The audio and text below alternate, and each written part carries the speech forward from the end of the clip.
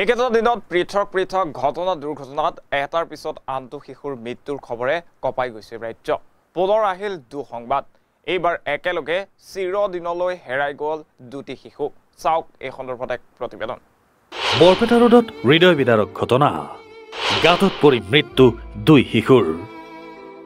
দুটি শিশু বিয়লিৰ পৰা সন্ধানহীন হৈ আছিল। পৰিয়ালৰ লোকেও বিচাৰ খোচৰ কৰি শিশু দুটিৰ সন্ধান পোৱা নাছিল। সন্ধিয়াৰ ভাগত মছজিদৰ এটা গাঁতৰ পানীত শিশুৰ চেণ্ডেল ভাঁহি উঠা প্ৰত্যক্ষ কৰে স্থানীয় লোকে। তাৰ পিছতে সন্দেহ ঘনীভূত হোৱাত 2-4জন জঁপিয়াই পৰে গাঁতটোত। তেনেতে ওলাল শিশু দুটিৰ সন্ধান। মৃত অৱস্থাত উদ্ধাৰ শিশু দুটি। মৃত্যু 5 বছৰীয়া আব্দুল হাবিবৰ, মৃত্যু 7 বছৰীয়া আব্দুল হকৰ। 5 বছৰীয়া আব্দুল হাবিব ৰহমান আলী নামৰ এজন লোকৰ পুত্ৰ, আনহাতে 7 বছৰীয়া আবুল হক জিয়াৰুল হক নামৰ এজন লোকৰ পুত্ৰ। দৰাচলতে মছজিদৰ কাষতে এটা গাঁত খন্দা হৈছিল, কিন্তু কেইদিনমানৰ নেৰানেপেৰা বৰষুণত গাঁতটোত পানী জমা হৈছিল। ওচৰৰে লোকসকলে বিষয়টো মন কৰা নাছিল।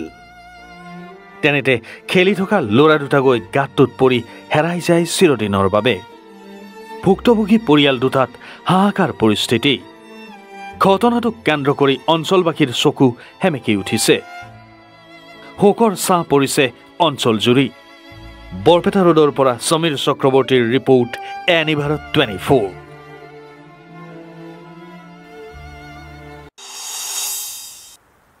জনাইছো পৰৱৰ্তী খবৰ। নুমলীগড়ত চাঞ্চল্যকৰ ঘটনা। যুৱ ব্যৱসায়ী দেৱজিৎ কলিতাক মাৰধৰ কৰাৰ অভিযোগ। সন্ধিয়া নুমলীগড়ৰ এটা পেট্ৰল পাম্পত এই ঘটনা সংঘটিত হৈছে। NRLৰ কৰ্মচাৰী ত্ৰিনয়ন শইকীয়াৰ বিৰুদ্ধে এই অভিযোগ উত্থাপিত হৈছে। ত্ৰিনয়ন শইকীয়াৰ লগত আছিল কাজিৰঙাৰ জান গগৈ নামৰ এজন লোক। যুৱ ব্যৱসায়ী দেৱজিৎ কলিতাক মাৰধৰ কৰাৰ বোকা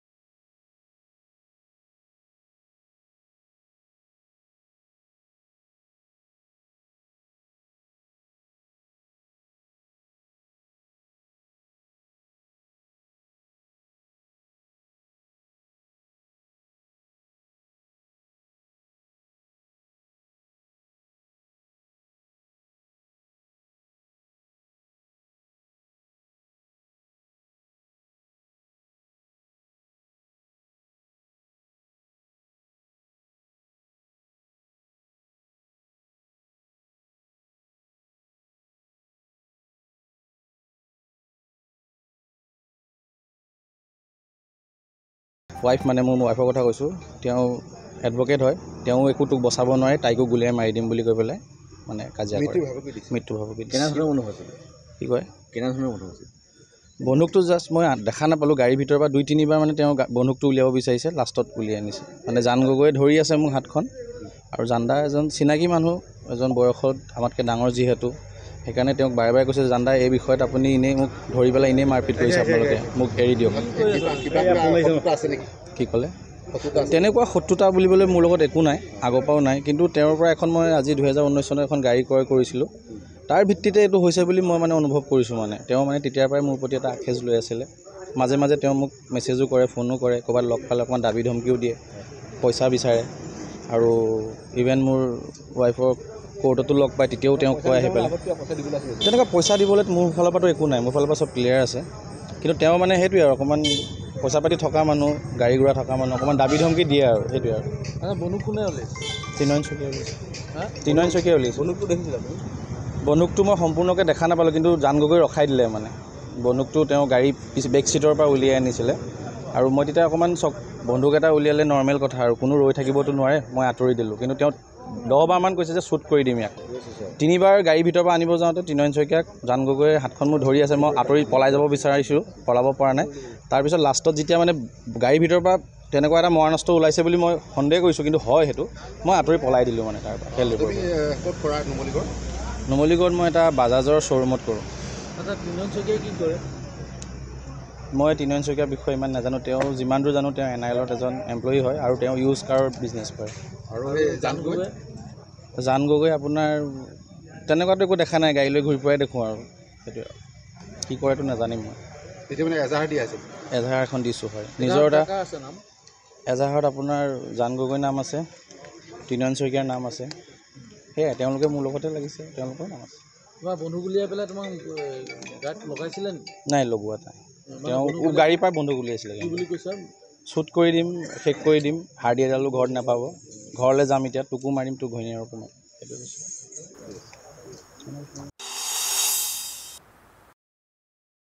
নিশা চুৰিকাণ্ডৰ ঘটনা চোৰে লুটি নিলে নগদ 40,000 টকা নিশা সৌৰচালিত লাইটসমূহ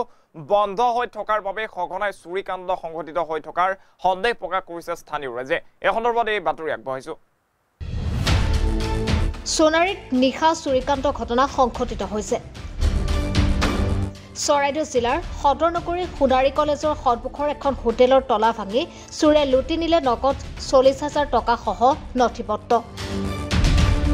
নিশা নগৰখনত পৌৰসভাই লগোৱা সৌৰচালিত লাইটসমূহৰ বৰষুণৰ বতৰ বন্ধ হৈ থকাৰ লগতে পৌৰসভাৰ দোকান গৃহসমূহৰ বাহিৰত কোনো লাইটৰ ব্যৱস্থা নথকাৰ ফলতে নগৰখনত সঘনাই চুৰিকাণ্ড সংঘটিত হৈ আহিছে আহি দেখিছোঁ মানে চোৰে চাটাৰ ভাঙি দুটা তলা ভাঙি মানে কেছ পইচা লৈ গ'ল প্ৰায় 40,000 মান আছিলে আৰু এইটোতো একদম ৰাস্তা কিনাৰত ফ্ৰণ্ট ছাইডত আন্ধাৰ হৈ থকাৰ কাৰণে হৈছে নেকি লাইটৰ ব্যৱস্থা কৰিলে ভাল হ'ব ষ্ট্ৰীট লাইট নাই আৰু লাইটৰ ব্যৱস্থা কৰিলে ভাল হ'ব মানে ষ্ট্ৰীট লাইট নাই পোহৰটো খুব কম বাৰিষা বন্ধ হৈ যায় চ'লাৰ লাইট বাৰিষা চ'লাৰ লাইটটো বন্ধ হৈ যায় আৰু মাৰ্কেট কমপ্লেক্সতো নাই নেকি মাৰ্কেট কমপ্লেক্সতো লাইট ইয়াত নাই যাৰ কাৰণে কিমান কি চুৰ কৰিলে এতিয়া আপোনাৰ কেছটো ভাঙি পিনে কেছৰ পৰা প্ৰায় 40,000 মান টকাৰ কেছ পইচা লৈ গ'ল আৰু ডকুমেণ্টছবিলাক লৈ গ'ল আপোনাৰ নামটো কি মোৰ নামটো শ্ৰী ধ্ৰুৱজিৎ সন্দিকৈ ঠিক আছে চৰাইদেউৰ পৰা পৰিস্মিতা ফুকনৰ ৰিপৰ্ট ND ভাৰত 24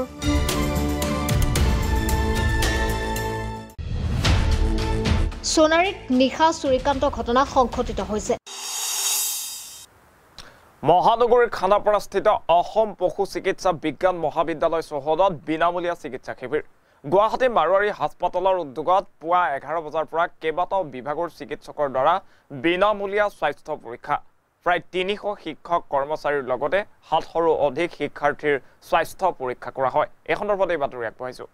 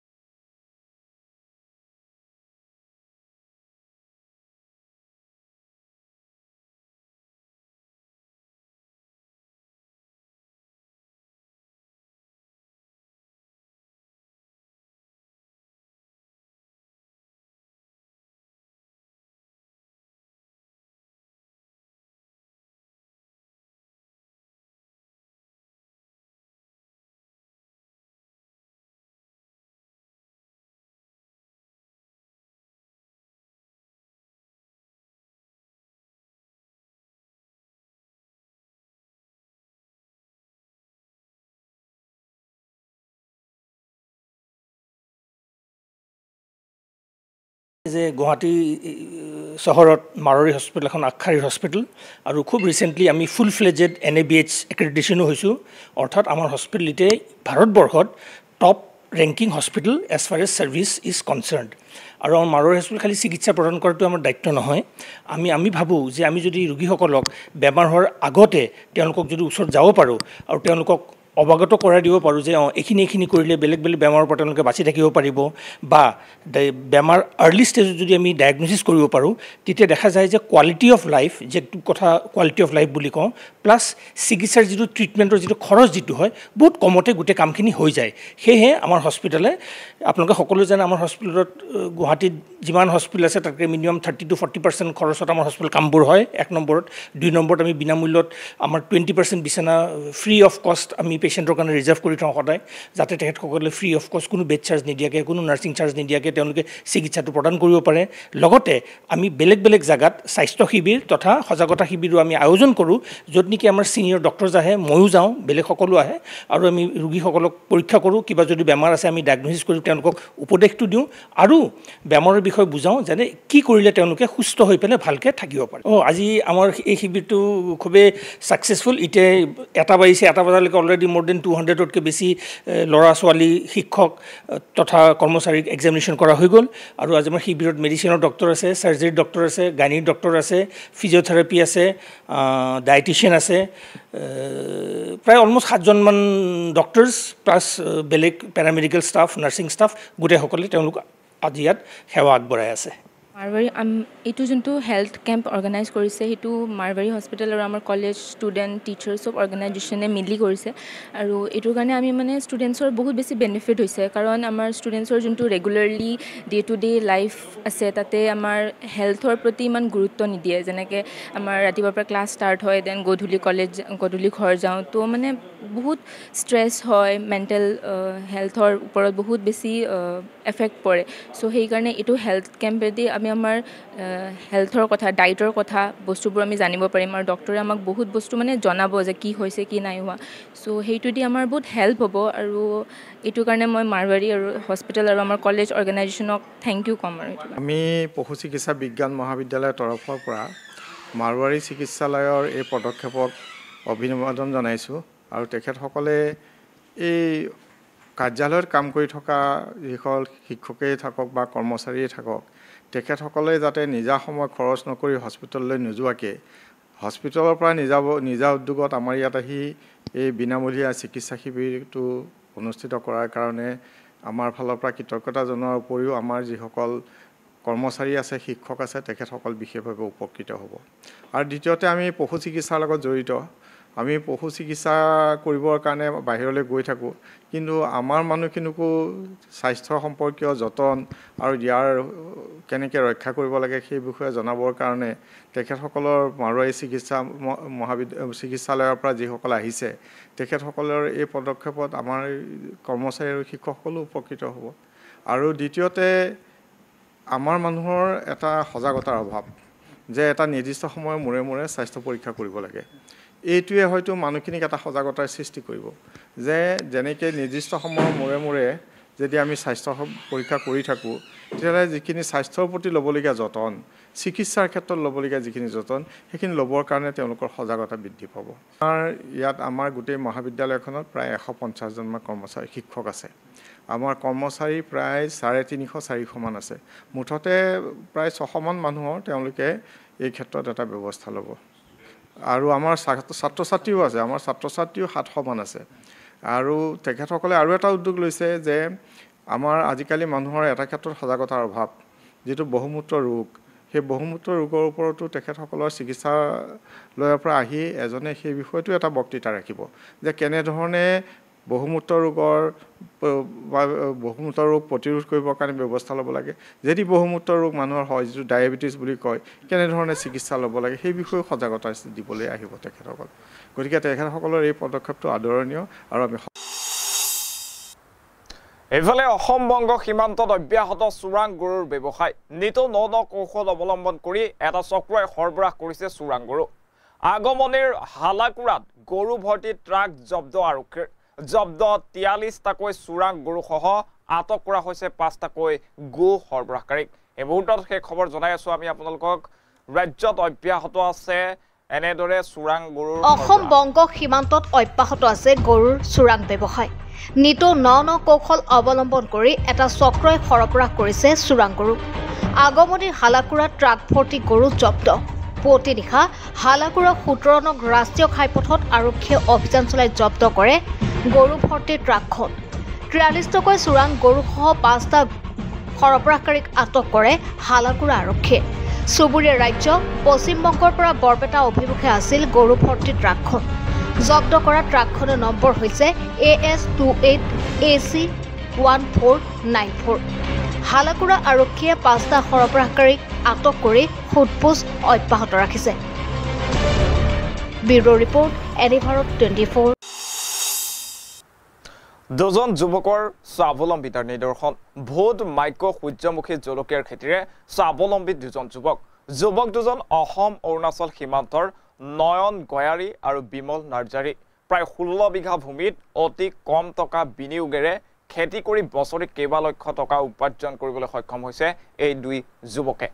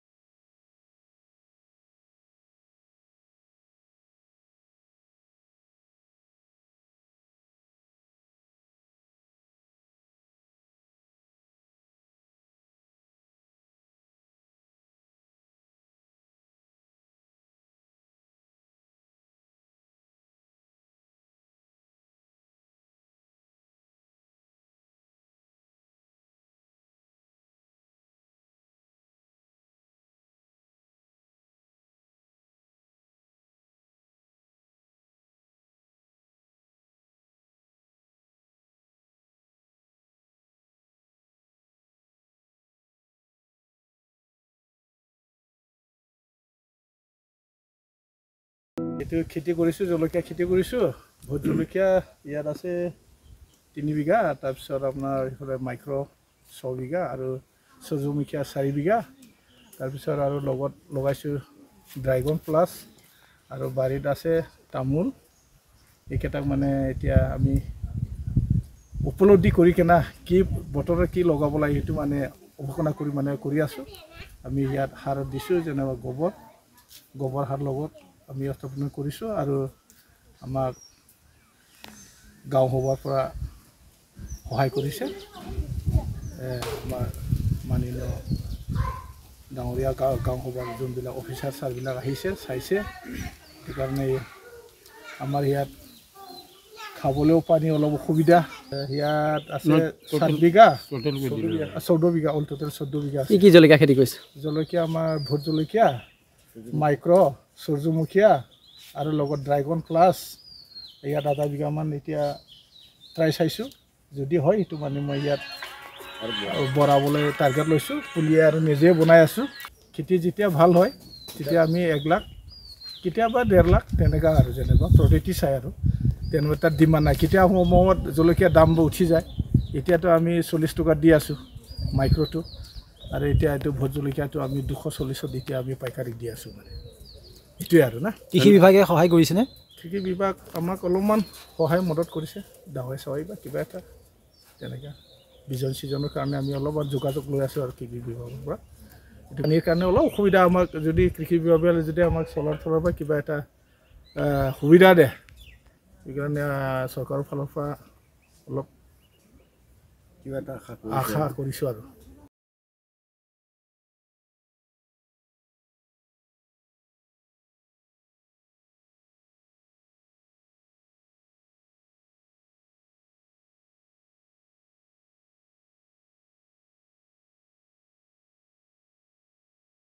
ইফালে মৰিগাঁৱৰ গছগুৰিত ভয়ংকৰ পথ দুৰ্ঘটনাত থিতাতে নিহত এজন যুৱক নিহত যুৱকজন ২৬ বছৰীয়া প্ৰণৱ কাকতি ওৰফে পানীৰাম বুলি জানিব পৰা গৈছে নিশা বিহুৰ অনুষ্ঠান চাই ঘৰমুৱা হোৱাৰ পথতেই সংঘটিত হয় এই ভয়ংকৰ দুৰ্ঘটনাটো এই মুহূৰ্তত শেষ খবৰ জনাইছো মৰিগাঁৱৰ গছৰগুৰিত ভয়ংকৰ পথ দুৰ্ঘটনাত থিতাতে নিহত এজন যুৱক খবৰ অনুসৰি নিহত হোৱা যুৱকজনৰ ঘৰ মৰিগাঁৱত বুলি জানিব পৰা গৈছে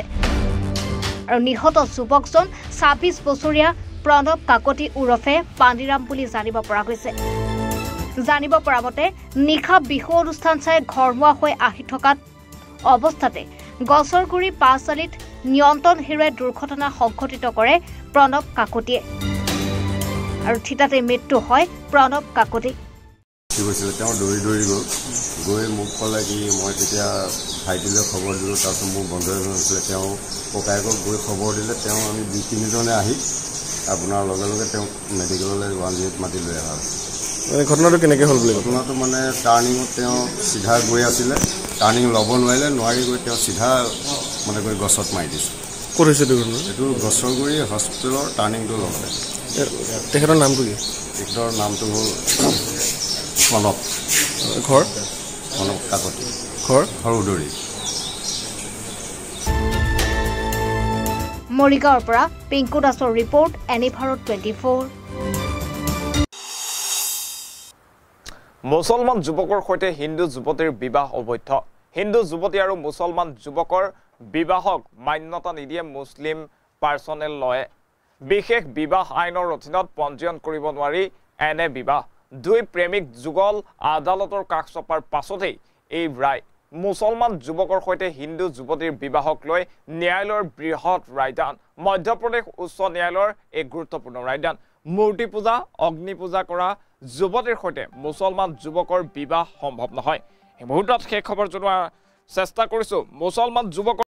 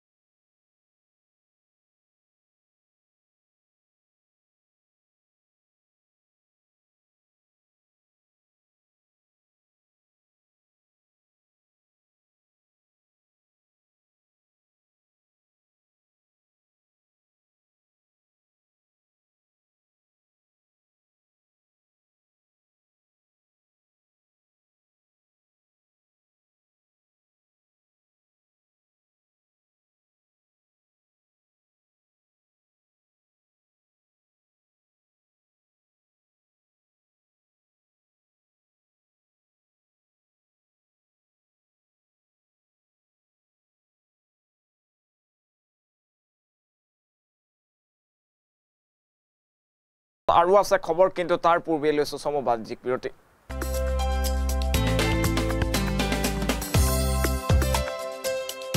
আপোনাৰ ঘৰখন আৰু অফিচ চালে চকুৰুৱাকৈ সজাওক আজি আহক সকলো ধৰণৰ অত্যাধুনিক ফাৰ্নিচাৰৰ বাবে সিটি ফাৰ্নিচাৰ 6 মাইল গুৱাহাটী আমাৰ ঠিকনা 6 মাইল পাঞ্জাবাৰী ৰোড পুৰবিদাৰীৰ সন্মুখত গুৱাহাটী আমাৰ যোগাযোগ নম্বৰ 9435013969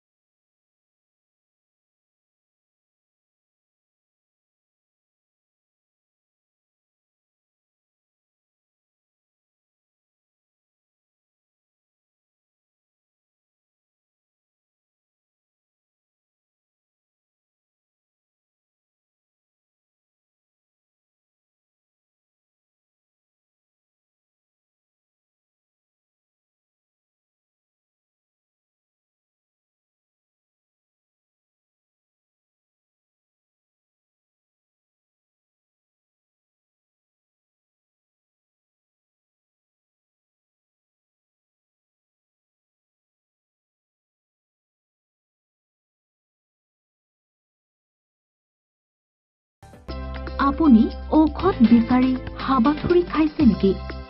যদি খাইছে তেন্তে এতিয়াৰে পৰা আৰু চিন্তাৰ কাৰণ নাই কিয়নো আপুনি বিচৰা ধৰণৰ সকলো ঔষধ উপলব্ধ থাকিব নমন মেডিকছত নমন মেডিকছত অধিক পৰিমাণৰ ঔষধ ক্ৰয় কৰিলে আপুনি পাব 10% ৰেহাই কিছু দিনৰ পাছত নমন মেডিকছত উপলব্ধ হ'ব সকলো বিভাগৰ অভিজ্ঞ চিকিৎসক গতিকে দেৰি কিয় কৰিছে আমাৰ ঠিকনা গণেশগুৰি স্বৰ্গীয় খগেন মহন্ত পথ দিছপুৰ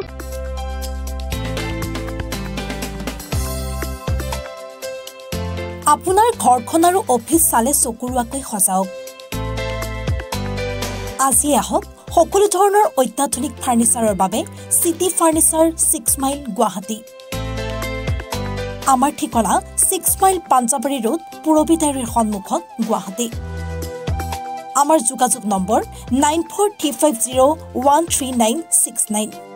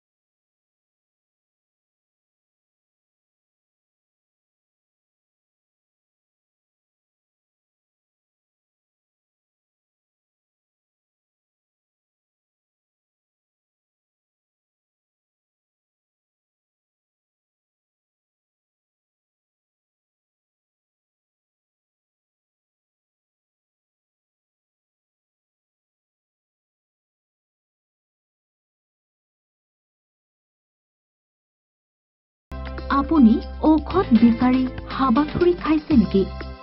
যদি খাইছে তেন্তে এতিয়াৰে পৰা আৰু চিন্তাৰ কাৰণ নাই কিয়নো আপুনি বিচৰা ধৰণৰ সকলো ঔষধ উপলব্ধ থাকিব নমন মেডিকছত নমন মেডিকছত অধিক পৰিমাণৰ ঔষধ ক্ৰয় কৰিলে আপুনি পাব 10% ৰেহাই কিছু দিনৰ পাছত নমন মেডিকছত উপলব্ধ হ'ব সকলো বিভাগৰ অভিজ্ঞ চিকিৎসক গতিকে দেৰি কিয় কৰিছে আমাৰ ঠিকনা গণেশগুৰি স্বৰ্গীয় খগেন মহন্ত পথ দিছপুৰ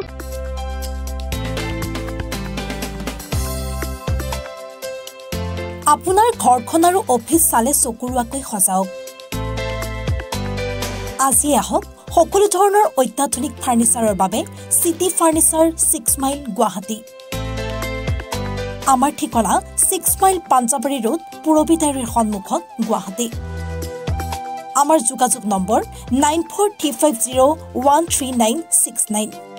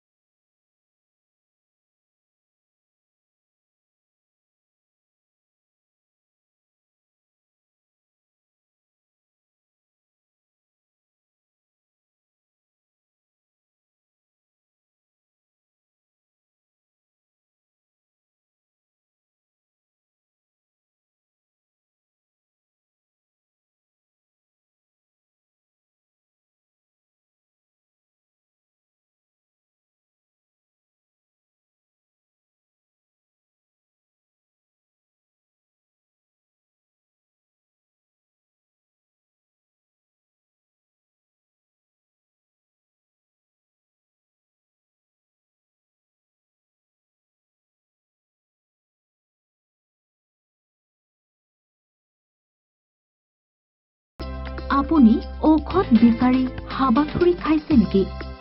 যদি খাইছে তেন্তে এতিয়াৰে পৰা আৰু চিন্তাৰ কাৰণ নাই কিয়নো আপুনি বিচৰা ধৰণৰ সকলো ঔষধ উপলব্ধ থাকিব নমন মেডিকছত নমন মেডিকছত অধিক পৰিমাণৰ ঔষধ ক্ৰয় কৰিলে আপুনি পাব 10% ৰেহাই কিছু দিনৰ পাছত নমন মেডিকছত উপলব্ধ হ'ব সকলো বিভাগৰ অভিজ্ঞ চিকিৎসক গতিকে দেৰি কিয় কৰিছে আমাৰ ঠিকনা গণেশগুৰি স্বৰ্গীয় খগেন মহন্ত পথ দিছপুৰ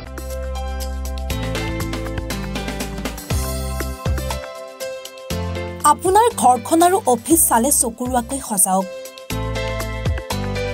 আজি আহক সকলো ধৰণৰ অত্যাধুনিক ফাৰ্নিচাৰৰ বাবে সিটি ফাৰ্নিচাৰ 6 মাইল গুৱাহাটী আমাৰ ঠিকনা 6 মাইল পাঞ্জাবাৰী ৰোড পুৰবিতাৰীৰ সন্মুখত গুৱাহাটী আমাৰ যোগাযোগ নম্বৰ 9435013969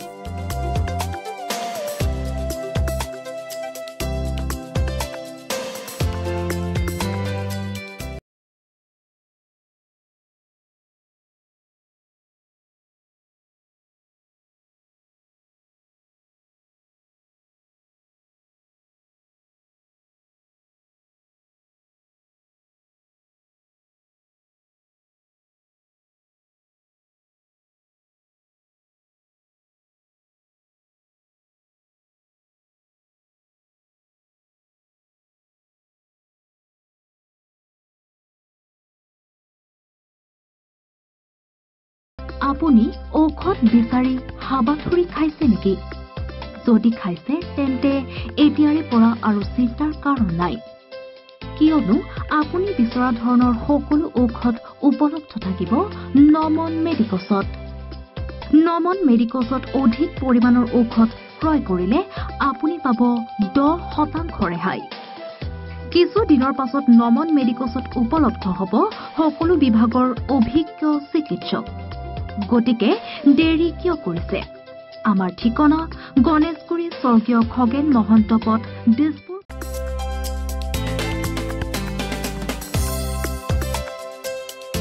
আপোনাৰ ঘৰখন আৰু অফিচ চালে চকুৰুৱাকৈ সজাওক আজি আহক সকলো ধৰণৰ অত্যাধুনিক ফাৰ্নিচাৰৰ বাবে সিটি ফাৰ্নিচাৰ 6 মাইল গুৱাহাটী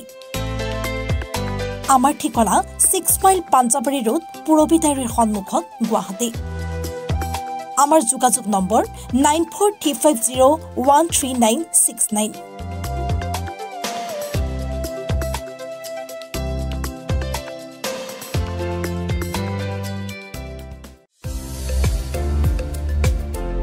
শৰীৰৰ যিকোনো অসুবিধাৰ সন্মুখীন হৈছে নেকি আপুনি শাৰীৰিক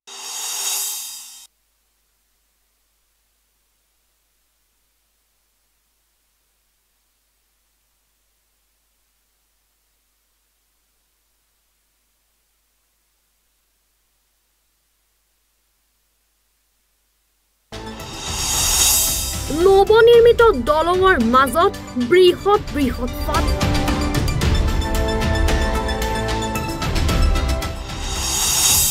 যিকোনো সময়তে দুৰ্ঘটনা সংঘটিত হোৱাৰ সম্ভাৱনা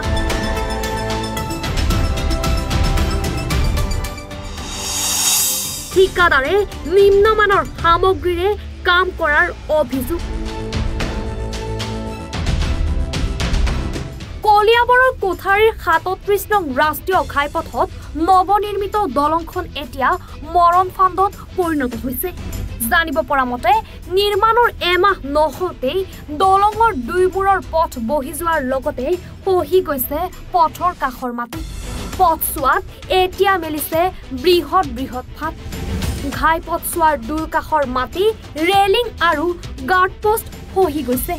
বিভাগীয় কৰ্তৃপক্ষৰ অমনোযোগিতাৰ সুযোগ গ্ৰহণ কৰি ঠিকাদাৰে নিম্নমানৰ কাম কৰাৰ অভিযোগ স্থানীয় লোকৰ যাৰ ফলত ক্ৰমান্বয়ে ঘাইপথছোৱা খহি যোৱাৰ উপক্ৰম ঘটিছে বৰষুণৰ মাত্ৰা ক্ৰমাৎ বৃদ্ধি হোৱাৰ যিকোনো মুহূৰ্ততে দলঙৰ সংযোগী পথছোৱা খহি নিশ্চিন্ন হোৱাৰ আশংকাই দেখা দিছে যিকোনো সময়তে কোঠৰীৰ এই নৱনিৰ্মিত দলংখনৰ সমীপত সংঘটিত হ'ব পাৰে দুৰ্ঘটনা বিপদত পৰিব পাৰে উজনি নামনিৰ যাত্ৰী কোঠৰীৰ এই দলং তথা দলং সংযোগী পথছোৱা নিৰ্মাণত সংঘটিত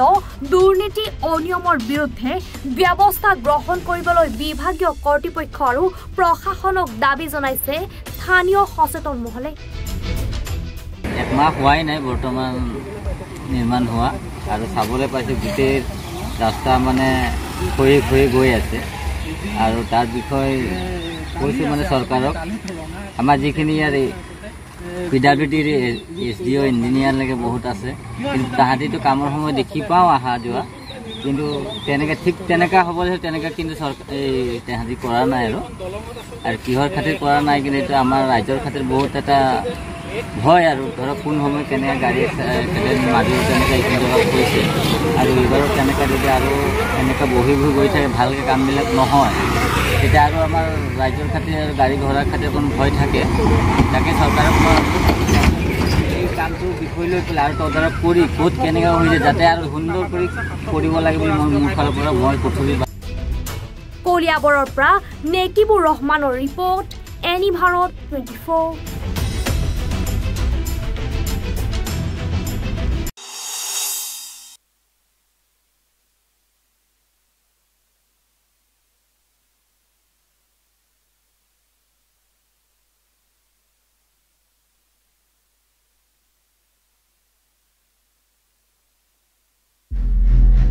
ডুমডুমাত অচিনাক্ত মৃতদেহ উদ্ধাৰ ডুমডুমা বাখজান গড়কাপ্তানি পথৰ দৈমুখীয়া চাহ বাগিচাৰ পথৰ মাজত উদ্ধাৰ মৃতদেহ প্ৰায় 40 বছৰীয়া পুৰুষ এজনৰ অৰ্ধ উলংগ অৱস্থাত উদ্ধাৰ হৈছে মৃতদেহটো মৃতদেহৰ ডিঙিত আৰু সমগ্ৰ দেহত আঘাতৰ চিন স্পষ্ট কোনো দুষ্কৃতিকাৰীয়ে অন্য ঠাইত হত্যা কৰি আনি মৃতদেহটো পথৰ ওপৰত পেলাই থোৱাৰ সন্দেহ আজি ৰাতিপুৱা আমাৰ দৈমুখীয়া চাহ বাগিচাত মৃতদেহ এটা উদ্ধাৰ হৈছে আৰু আমি গম পোৱা মতে আমাৰ মৃতদেহটো আমাৰ দৈমুখীয়া চাহ বাগিচাৰ ব্যক্তি নহয় অচিনাক্ত ব্যক্তি হয় এতিয়া আৰক্ষী বিভাগে আহিখিনি মৃতদেহটো উদ্ধাৰ কৰিছে আমাৰ দৈমুখীয়া চাহ বাগিচাত আৰু গোটেই শৰীৰত আঘাতৰ চিন পাইছোঁ দেখা গৈছে গোটেই বডিত আঘাতৰ চিনকেইটা দেখা গৈছে ব্যক্তিটো আমাৰ দৈমুখীয়া চাহ বাগিচাটো আমাৰ অঞ্চলৰ নহয় বুলি ধৰা গৈছে ডুমডুমাৰ পৰা ৰঞ্জিত ছেত্ৰীৰ প্ৰতিবেদন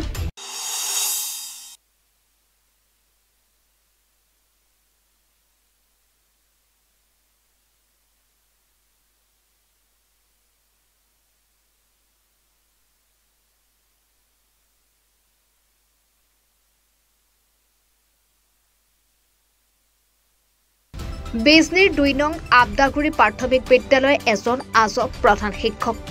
উচ্চ পদস্থ বিষয়াক কৰিব পাৰে মেনেজ চিৰাং জিলাৰ বিজনীৰ বড়োবাজাৰ শিক্ষাখণ্ডৰ অন্তৰ্গত 2 নং আবদাগুৰি প্ৰাথমিক বিদ্যালয়ৰ প্ৰধান শিক্ষক আব্দুল মমিনৰ বিৰুদ্ধে অভিযোগ বিদ্যালয় পৰিচালনা সমিতিৰ সভাপতি নুৰুল হকৰ আনহাতে শাৰীৰিক অসুস্থতা আৰু চৰকাৰী কামত ব্যস্ত থকাৰ বাবেহে ছাৰে ক্লাছ নকৰে বুলি দাবী বিদ্যালয়খনৰ সহকাৰী শিক্ষক নজৰুল ইছলামৰ বিদ্যালয় পৰিচালনা সমিতিৰ সভাপতি নুৰুল হকে কৰা অভিযোগ অনুসৰি বিদ্যালয়খনৰ প্ৰধান শিক্ষক আব্দুল মমিনে চহী কৰি ওলাই যায় বিদ্যালয়ৰ পৰা ক্লাছ কেতিয়াও নকৰে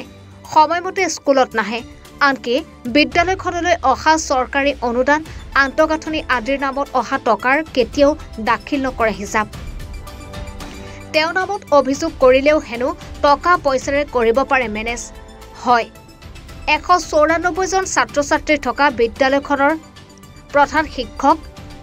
তথা মেনেজ মাষ্টৰ আব্দুল মমিনে মেনেজ কৰি চলাই আছে এইখন 2 নং আবদাগুৰি প্ৰাথমিক বিদ্যালয় কিন্তু বিদ্যালয় পৰিচালনা সমিতিক নালাগে এনে মেনেজ মাষ্টৰ যাৰ বাবে বিদ্যালয় পৰিচালনা সমিতিৰ সভাপতি আৰু সদস্যই মেনেজ মাষ্টৰক বদলি কৰাৰ বাবে চিৰাং জিলা শিক্ষা বিভাগৰ বিষয়লৈ দাখিল কৰিছে অভিযোগ পত্ৰ যোৱা 3-4 বছৰে হ'ল আমাৰ এজন বৰ্তমানৰ প্ৰধান শিক্ষক আব্দুল মমিন এখেত এইখন বিদ্যালয়ত জইন কৰাৰ পিছৰে পৰা আজিলৈকে SMC কোনো হিচাপ পাতি দিয়া নাই SMC খুজিলেও তেওঁ মিটিং নিদিয়ে হিচাপ পাতি নিদিয়ে তাৰপিছত SMC এইবিলাক নতুনকৈ ভাঙি নতুনকৈ কমিটি গঠন হৈছে এবাৰ এই যোৱা 23 চনৰ ছেপ্টেম্বৰ অক্টোবৰ মাহত নতুন কমিটি গঠন হৈছে তেতিয়া মই প্ৰেচিডেণ্ট হিচাপে এইখন বিদ্যালয়ত SMC প্ৰেচিডেণ্ট হৈ আছোঁ তো মই যিটো মোৰ দিনত দেখা পালোঁ মই আগৰ কমিটিবিলাকৰ অভিযোগ মোক দিছে যে এনেকুৱা ধৰণৰ এনেকুৱা বহুত হিচাপ পাতি খেলি মেলি হৈ আছে এনেকৈ কোনোদিন হিচাপ পাতি নিদিয়ে তাৰোপৰি মই এইবিলাক শুনাৰ পিছত মিটিং দিবলৈ গৈ আছোঁ হিচাপ পাতি ক্ষেত্ৰত মিটিং যদি এবাৰ দিয়ে আৰু নিদিয়ে মিটিঙৰ পক্ষপাতিতাও নহয় কিয় মিটিং দিব লাগে বুলি কয় এই DO অফিচত কমপ্লেইন কৰিছোঁ এই সবিশেষ জনাই মই এপ্লিকেশ্যন দিছিলোঁ ৰেকৰ্ডটো মোৰ লগত আছে মই দি দিছোঁ অফিচাৰে কৈছে আপোনালোকে মিডিয়েলাইজ কৰক মিডিয়া কৰাৰ পিছত ৰিপৰ্টটো মোক দি দিব আমি একশ্যন ল'ম এনেকৈ কৈছে এই যোৱাকালি কথা যোৱাকালি 8:30মান বজাত 7টা বজাত বিদ্যালয় আৰম্ভ হয় তেওঁ 8:30 বজাত মোক ফোন কৰিছে কিবা এটা ফৰ্মত সহি কৰিব লাগে বুলি মই লগ কৰিলোঁ ক'ত যাব বোলে মই অফিচত যাম যে আজিকালি মই ক'লোঁ যে আজিকালিতো 11টা 11:30 স্কুল ছুটি হয় ছুটিৰ পিছত অফিচিয়েল কামবিলাক কৰাই যায় ইমান ৰাতিপুৱা কিয় স্কুল এৰি ওলাইছে তেওঁ মাত বোলে একো কোৱা নাই আৰু কি কয় যাব লাগে মই ওলাইছোঁ তো এইটো যোৱাকালি কথা কিন্তু আমাৰ যিজন সহকাৰী শিক্ষক আছে নজৰুল ইছলাম এওঁ মোক বহুত অভিযোগ কৰিছে যে যদি কিবা কোনোবাই অভিযোগ কৰিলে অফিচত টকা পইচা দি মেনেজ কৰিম না এইবিলাক কথা কৈ ফুৰে আৰু 2 নং এই হেডমাষ্টাৰজন কয় আব্দুল মমিন 2 নং আব্দুলত কোন আছে মোক এনেকৈ ইয়াৰ পৰা ট্ৰেন্সফাৰ কৰা মোক মানে ইয়াৰ পৰা হিচাপ লোৱাৰ মোক ইয়াত কেনে কোন আছে এনেকুৱা চেলেঞ্জ কৰাৰ কথাই এইজন প্ৰধান শিক্ষক আব্দুল মমিন সাহেবে কয় এই ক্ষেত্ৰত বিদ্যালয়খনৰ সহকাৰী শিক্ষক নজৰুল ইছলামৰ প্ৰতিক্ৰিয়া জানিব বিচৰাত শাৰীৰিক অসুস্থতাত আৰু চৰকাৰী কামত ব্যস্ত থকাৰ বাবেহে ছাৰে ক্লাছ নকৰে বুলি মন্তব্য কৰে সাৰ্চ কৰিব নোৱাৰে আমি স্যার ক'ত যায় বা কিয় যায় কাম কিবা কিবি থাকে যেনে ধৰ আজি মিটিং আছিলে যোৱাকালি বেংকত গৈছিল এনেকৈ কিবা কিবি কাম থাকে এতিয়া হয়তো কেতিয়াবা সোনকালে যায় কেতিয়াবা একেলগে যাওঁ ক্লাছ কৰে নহয় তেখেতে ক্লাছ মানে শাৰীৰিক অৱস্থাটো খুব ভাল নহয় তেখেতৰ শাৰীৰিক অৱস্থা ভাল নহয় যিমানখিনি পাৰে সিমানখিনি কৰে ব্যুৰো ৰিপৰ্ট এডিভাৰত 24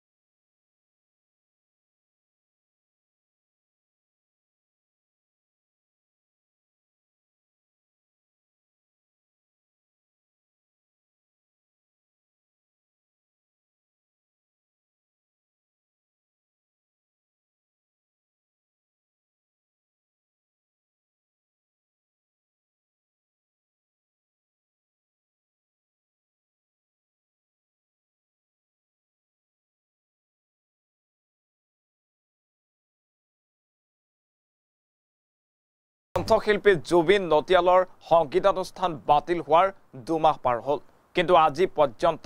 ধন ঘূৰাই নাপালে টিকট ক্ৰয় কৰা দান বৰঙণি আগবঢ়োৱা লোকসকলে চাওক এই সন্দৰ্ভত আমাৰ এক বিশেষ প্ৰতিবেদন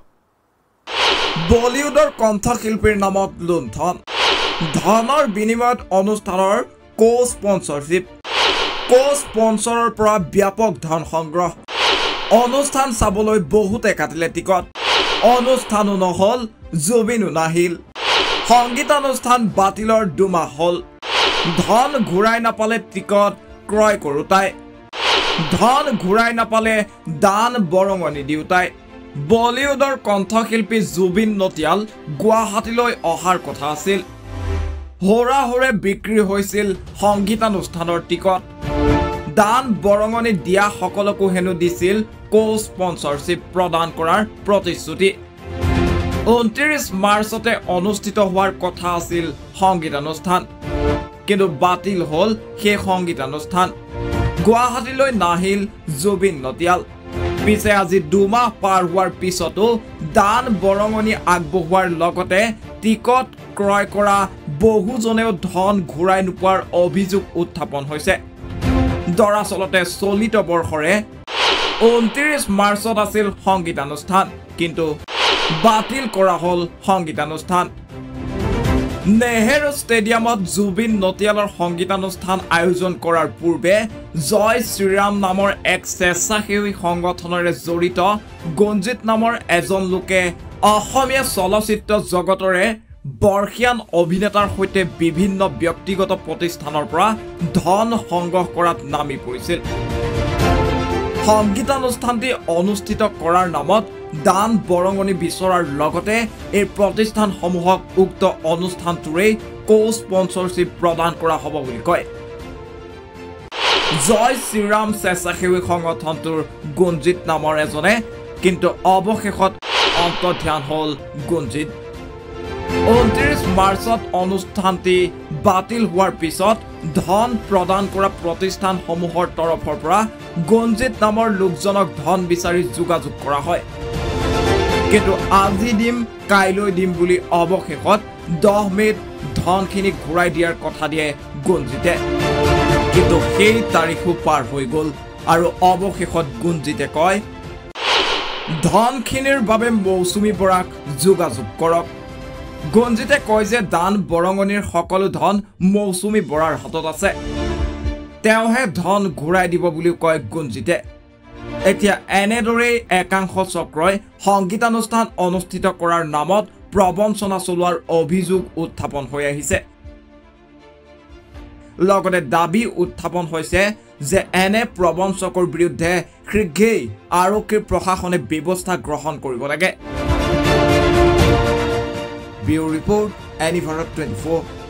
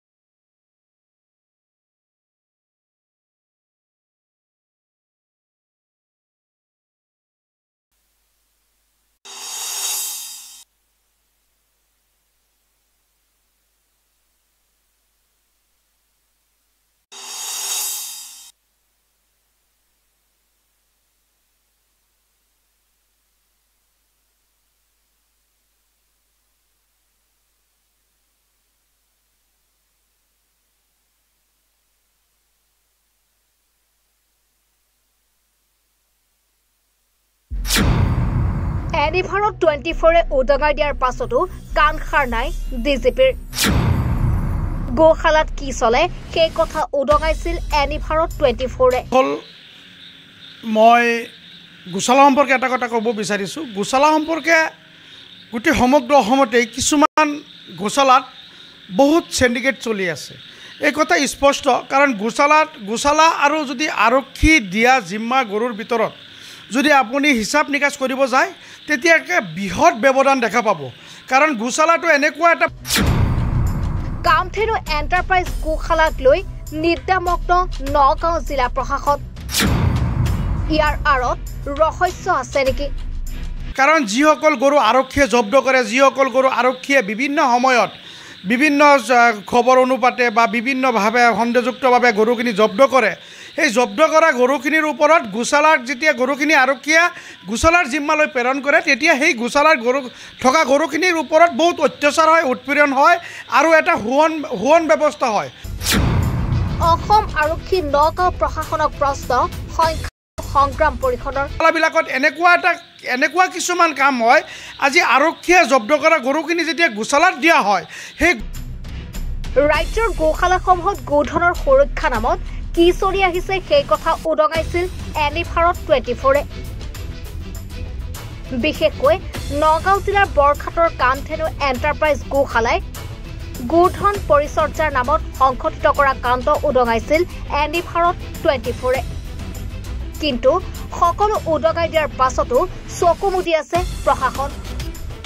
বৰখাটৰ কামথেনু গোশালাৰ মালিক ফৰিদুল ইছলামৰ বিৰুদ্ধে গোচৰ ৰুজু হোৱাৰ পাছতো ব্যৱস্থা গ্ৰহণ নকৰাত জাগুৰ খাই উঠিছে অসম সংখ্যালঘু সংগ্ৰাম পৰিষদ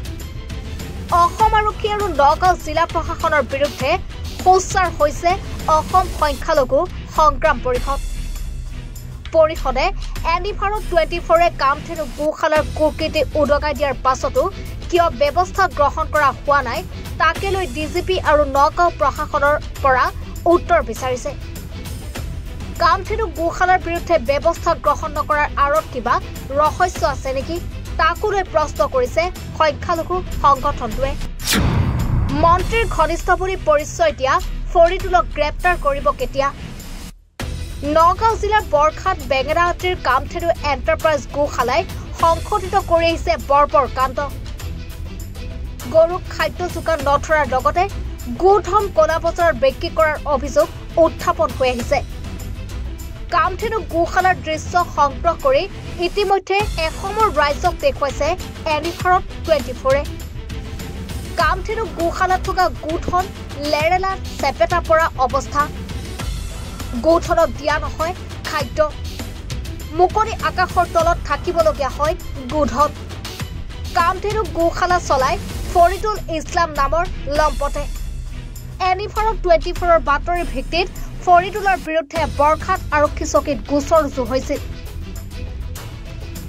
গোচৰ ৰুজুৰ প্ৰায় 1.5 মাহ পাৰ হৈ গ'ল যদিও আজিও মুকলি আকাশৰ তলত ফৰিদুল ইছলামক সহায় কৰিছে নেকি তদন্তকাৰী বিষয়াই নগাঁৱৰ বৰখাট উপ আৰক্ষী চকীত কামথেনু এণ্টাৰপ্ৰাইজ গোশালাৰ বিৰুদ্ধে 314/24 নম্বৰত ৰুজু হৈছিল গোচৰ বৰখাট উপ আৰক্ষী চকীৰ তদন্তকাৰী বিষয়াজনে এই পৰ্যন্ত ফৰিদুল ইছলামক আৰক্ষী চকীলৈ মাতি নি সোধপোছ কৰা নাই বুলি জানিব পৰা গৈছে কিয়নো ফৰিদুলে কেইবাগৰাকী মন্ত্ৰীৰ ঘনিষ্ঠ বুলি দাবী কৰে এইগৰাকী ফৰিদুলৰ গোশালাত খাদ্য নাপায় গৰুৰ মৃত্যু হয় খাদ্য খাবলৈ নাপায় গৰুৰ মৃত্যুৰ লগতে গোধন কলা বজাৰত বিক্ৰী হয় মুকলি আকাশৰ তলত ৰ'দ বৰষুণত গোধনসমূহ ৰখা হয় বোকা পানীত গোধনক ৰখাত প্ৰকাণ্ড গৰু মৃত্যুমুখত পৰে গোধনৰ অবৰ্ণনীয় অৱস্থাৰ ছবিখন এনিভাৰত 24 ৰাইজক দেখুৱাইছে তথাপিও ফৰিদুল ইছলামক গ্ৰেপ্তাৰ কৰিব পৰা নাই বৰখাট আৰক্ষীয়ে এইপিনে তদন্তকাৰী বিষয়াগৰাকীয়ে ফৰিদুল ইছলামক জামিন লাভত সহায় কৰা বুলি অভিযোগ উত্থাপন হৈছে কামথেনু গোশালাৰ পৰা গোধন অন্তৰ্ধান হোৱাৰ অভিযোগ কামথেনু গোশালাৰ বিৰুদ্ধে আছে কেইবাটাও গুৰুতৰ অভিযোগ গোশালা কৰ্তৃপক্ষই ভুৱা তথ্যৰে পকেট গৰম কৰাৰ অভিযোগো আছে। বিভিন্ন সময়ত আৰক্ষীয়ে জব্দ কৰা গৰুসমূহ গোশালাত জমা কৰা হয়, কিন্তু গোশালাৰ পৰা গৰু অন্তৰ্ধান হয়। গোশালা কৰ্তৃপক্ষই গৰু বিক্ৰী কৰি অন্তৰ্ধান হোৱা বুলি দেখুৱায়। আনহাতে গোশালাত 50টা গৰু থাকিলে গোশালা কৰ্তৃপক্ষই 200 গৰু পোহপাল দিয়াৰ তথ্য দাখিল কৰে। গৰুৰ সংখ্যা বেছি দেখুৱাই চৰকাৰৰ ঘৰৰ পৰা টকা উলিয়াই ধন ঘটি আহিছে গোশালাখনৰ মালিক ফৰিদুল ইছলামে। চাব ডাঙৰ ডাঙৰ গৰু 50,000, 60,000, 70,000 টকা গৰু যেতিয়া আপুনি গোশালাত দিয়ে, যেতিয়া দেখি আকৌ যেতিয়া গৰুৰ মালিকজনে কোৰ্টৰ জৰিয়তে ন্যায়ালয়ৰ জৰিয়তে যেতিয়া আকৌ ৰায় প্ৰদান কৰে যে মালিকক গৰুটো সমজাই দিব লাগে, সেই সময়ত যেতিয়া মালিকজনে গোশালালৈ যায় গৰুখন ল'বৰ কাৰণে আৰু যিখিনি গোশালাত পোৱা মজুৰিখিনি দি পেলাই আনিবৰ কাৰণে যেতিয়া যায় তেতিয়া গম পায় সেই গৰুখিনি 60,000, 70,000 টকাৰ গৰুখিনি 10,000, 15,000 টকাৰ গৰুত পৰিণত হয়, এটা সৰু দামৰাত পৰিণত হয়। মানে এটা বৃহৎ সিন্ডিকেট, এটা বৃহৎ চক্ৰ। মই অসমৰ মুখ্যমন্ত্ৰী ডক্টৰ হিমন্ত বিশ্ব শৰ্মাক আহ্বান জনাইছোঁ, আমি এই গোশালাৰ ক্ষেত্ৰত মানে অসমৰ মুখ্যমন্ত্ৰীয়ে হস্তক্ষেপ দাবী কৰিছোঁ। মানে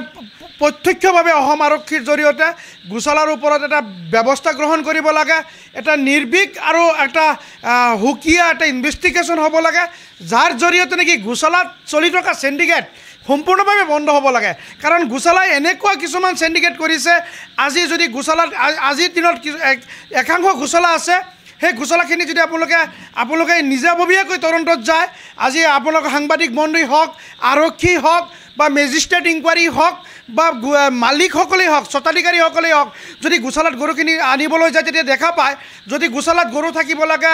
আপোনাৰ 2 গৰু, কিন্তু গোশালাৰ ক্ষেত্ৰত আপুনি এনেকুৱা পাব সেইখন গোশালাত 50টা বা 70টা গৰু আছে। এই 150 বা 120খন গৰু ক'ত গ'ল? এনেকুৱা এটা বৃহৎ সিন্ডিকেট। এই গৰুৰ সিন্ডিকেটতকৈ ডাঙৰ ভয়াৱহ সিন্ডিকেট হৈছে এক গোশালাৰ সিন্ডিকেট। সেইকাৰণে অসম আৰক্ষীৰ সঞ্চালক প্ৰধান GP সিং ডাঙৰীয়াক মই আহ্বান জনাইছোঁ, অসমৰ মুখ্যমন্ত্ৰী ডক্টৰ হিমন্ত বিশ্ব শৰ্মাক অনুৰোধ জনাইছোঁ, আহ্বান জনাইছোঁ যে আপুনি আপোনাৰ নেতৃত্বত সমগ্ৰ অসমতেই স্বচ্ছ আৰু নিকা আৰু দুৰ্নীতিৰ ওপৰত যি কঠোৰ ব্যৱস্থা গ্ৰহণ কৰিছে এই ভাৰতীয় জনতা পাৰ্টীৰ চৰকাৰখনে, মই অসমৰ মুখ্যমন্ত্ৰী ডক্টৰ হিমন্ত বিশ্ব শৰ্মাক আহ্বান জনাইছোঁ এই গোশালাৰ ওপৰতো পূৰ্ণাংগভাৱে পুংখানুভাৱে অসম আৰক্ষীৰ জৰিয়তে তদন্ত কৰিব লাগে। বহু গোশালাৰ মালিকৰ এই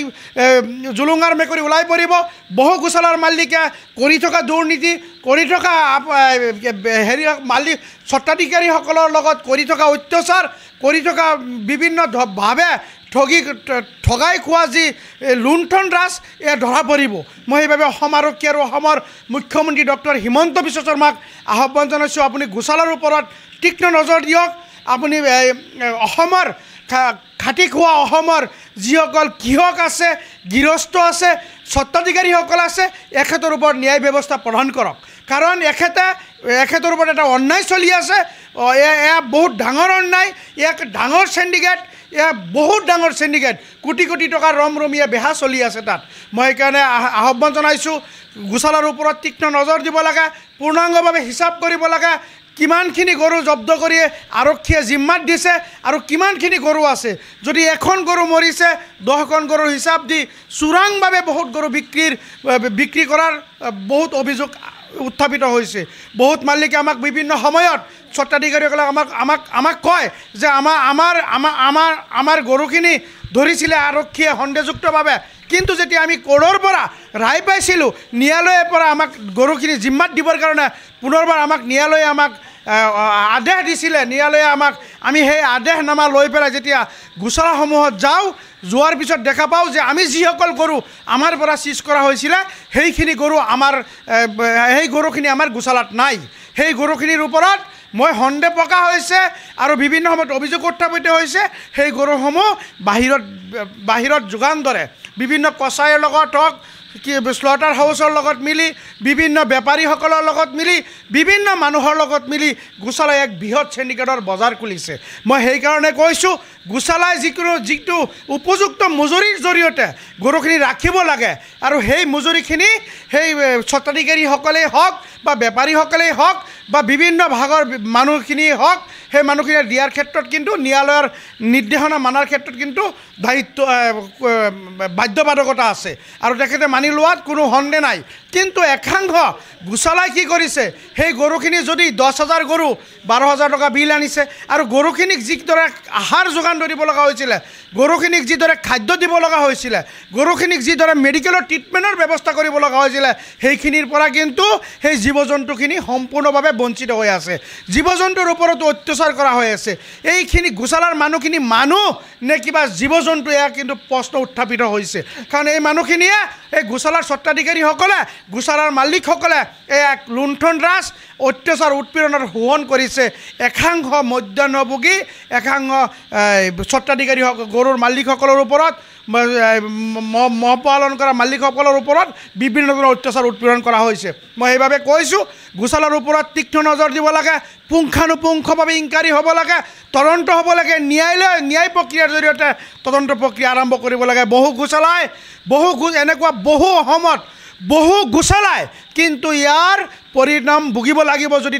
অসম আৰক্ষীয়ে অসমৰ মুখ্যমন্ত্ৰীৰ নিৰ্দেশৰ মতে অসম আৰক্ষীয়ে যদি সঠিকভাৱে তদন্ত কৰে বহুত গোচালাৰ মালিকে কিন্তু